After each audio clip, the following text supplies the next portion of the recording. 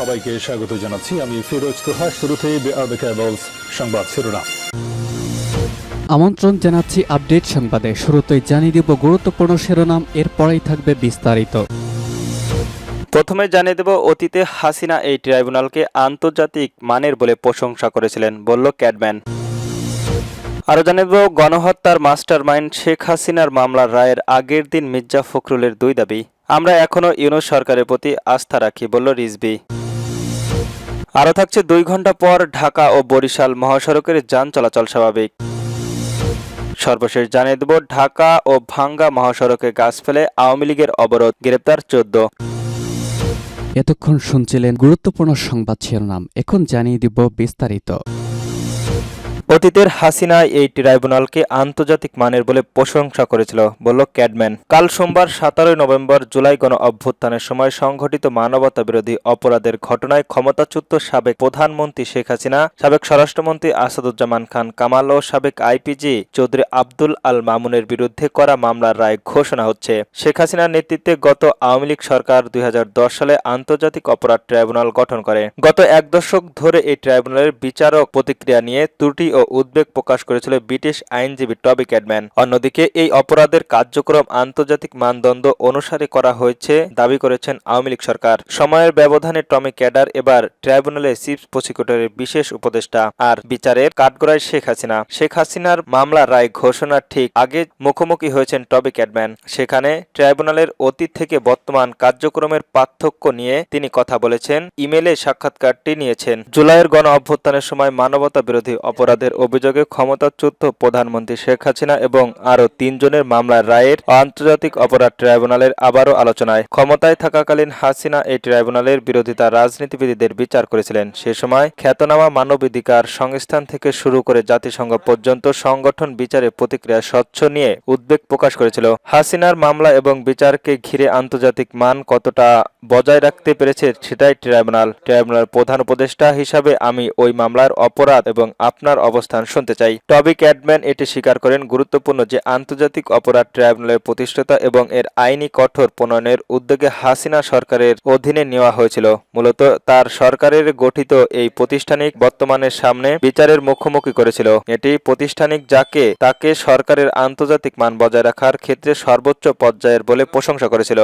গণহত্যার master mind Sheikh হাসিনার মামলার রায়ের আগের দিন মির্জা ফখরুলের 2 দফা দাবি। আগামীকাল সোমবার 17 নভেম্বর জুলাই গণহত্যা মাস্টার মাইন্ড ক্ষমতাচ্যুত স্বৈরাচারী প্রধানমন্ত্রী শেখ হাসিনার বিরুদ্ধে মানবতা বিরোধী অপরাধের ঘটনার মামলার রায় ঘোষণা করা হবে। জুলাই গণ অভ্যুত্থানের সময় সংঘটিত মানবতা বিরোধী অপরাধের নিউক্লিয়াস ছিলেন তৎকালীন প্রধানমন্ত্রী শেখ হাসিনা। জুলাই আন্দোলনের শেষে উত্তোলন সময়ে ছাত্র জনতাকে হত্যার হুকুমদাতা হিসেবে সব অপরাধের দায় তার প্রসিকিউশন আন্তর্জাতিক অপরাধ ট্রাইব্যুনালের সাক্ষ্য প্রমাণের মাধ্যমে তা উপস্থাপনা করা হয়েছে। 5টি সুনির্দিষ্ট অভিযোগের ভিত্তিতে জুলাই হত্যা সংক্রান্ত অপরাধের নিউক্লিয়াস হিসেবে শেখ হাসিনা দোষী সম্ভাব্য করে সর্বোচ্চ শাস্তি ও মৃত্যুদণ্ড দেওয়ার জন্য আদালতের যুক্তি উপস্থাপন করেছে প্রসিকিউটর। খুনি হাসিনার মামলার রায়ের আগের দিন সোশ্যাল মিডিয়ায় একটি স্ট্যাটাস দিয়েছেন বিএনপির মহাসচিব মির্জা ফখরুল ইসলাম আলমগীর। রোববার বিকেলে নিজের ভেরিফাইড ফেসবুক পেজের এই মামলাটির পুনর্ন ন্যায়ের বিচার ও স্বচ্ছতা দাবি জানিয়েছেন। মির্জা ফখরুল বলেন, আগামীকাল 17 নভেম্বর বাংলাদেশের আন্তর্জাতিক অপরাধ ট্রাইব্যুনালে শেখ হাসিনার মামলার রায়ের ঘোষণা করতে যাচ্ছে।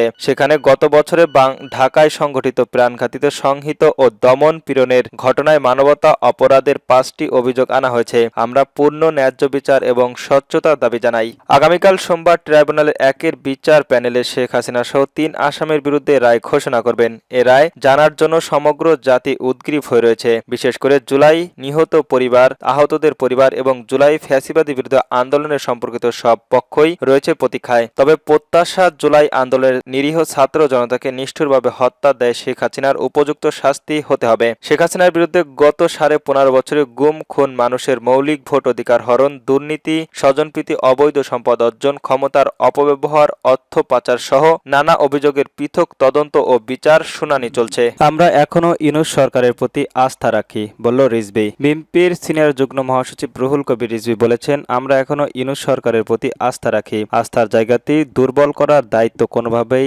অন্তর্বর্তী সরকারের নয়। রোববার ১৬ নভেম্বর পাটুয়াখালী সদর উপজেলায় বড় বিঘাইয়া ইউনিয়নের অসহায় এক বৃদ্ধ দম্পতির মানবতার জীবনযাপনের ছবি সামাজিক যোগাযোগ মাধ্যমে ছড়িয়ে পড়ার পর তাদের আর্থিক সহায়তা দেন রিজভী। এ সময় সাংবাদিকদের প্রশ্নের জবাবে তিনি একথা বলেন। তিনি বলেন, পূর্ববর্তী সরকারের সময় দেশের স্বার্থবিরোধী একাধিক চুক্তি করা হয়েছে। বিশেষ করে শেখ হাসিনা নেতৃত্বাধীন সরকার করায় আমদানি বিদ্যুৎ চুক্তি ও জনগণ বা দেশের স্বার্থে হয়নি দাবি করে তিনি বলেন, ঝাড়খণ্ডের আমদানির উৎপাদন করায় বিদ্যুতের ৩৪% কেনা বাংলাদেশকে কিনতে হবে। এটি দেশের অর্থে বিকিয়ে দেওয়া শামিল। তিনি অভিযোগ করে বলেন, বন্দরের মতো কৌশলগত স্থাপনগুলোতে বিদেশি অপারেটরের হাতে তুলে দেওয়া উদ্যোগ ছিল, যা দেশের সার্বভৌমত্ব ও নিরাপত্তাকে হুমকির মুখে ফেলতে পারে। ডক্টর ইউনূসের নেতৃত্বে বর্তমান সরকার এই ধরনের সিদ্ধান্ত পুনর্বিবেচনা করতে হবে। রিজভী দাবি করেন, অতীতে সরকারের বিভিন্ন চুক্তি, সিদ্ধান্ত ও দমন নিপীড়নের কারণে জনগণের সহায়তা জীবন হয়ে উঠেছিল, যেসব কারণে মানুষ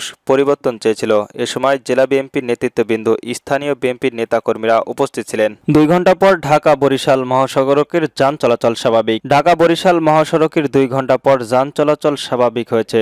রোববার ১৬ নভেম্বর সকাল 10টার দিকে ফায়ার সার্ভিসের 2টি ইউনিট ও পুলিশের চেষ্টায় যান চলাচল স্বাভাবিক করে। এর আগে ভোর থেকে মহাসড়কের মাদারীপুরের মোস্তফাপুর ইউনিয়নের ভাঙ্গা ব্রিজ ও কালকিনি উপজেলার ভুরাঘাটের বাসস্ট্যান্ডের প্রায় 8টি স্থানে গাছ ফেলে রেখে যায়। ককটেল ফাটিয়ে বিক্ষোভ মিছিল ও টায়ার জ্বালিয়ে অবরোধ করে কার্যক্রম নিষিদ্ধ আওয়ামী লীগের নেতাকর্মীরা। এ সময়ে সড়কের উভয় দিকে কয়েক কিলোমিটার দীর্ঘ যানজটের সৃষ্টি হলে চরম ভোগান্তিতে পড়েন যাত্রীরা। পুলিশ, ফায়ার সার্ভিস ও স্থানীয় সূত্রে জানা যায়, রোববার ও সোমবার 17 এবং 16 নভেম্বরে শাটডাউনের ঘোষণা দিয়েছে কার্যক্রম নিষিদ্ধ আওয়ামী লীগ। এই কর্মসূচি বাস্তবায়নের লক্ষ্যে রোববার ভোর থেকে ঢাকায় বরিশাল মহাসড়কের পাথুয়াপুরি পার ও গোপালপুর সহ মোট 8টি স্থানে গাছ ফেলেছে আওয়ামী লীগ ও অঙ্গ সংগঠনের নেতাকর্মীরা। এ সময় তারা প্রায় 20টির মতো ককটেল বিস্ফোরণের ঘটনা ও টায়ার জ্বালিয়ে বিক্ষোভ করে। এই ঘটনায় যান চলাচল বন্ধ হয়ে গেলে চরম ভোগান্তিতে পড়েন যাত্রীরা। খবর পেয়ে ঘটনাস্থলে গিয়ে সড়ক থেকে গাছগুলো অপসারণ করে পুলিশ।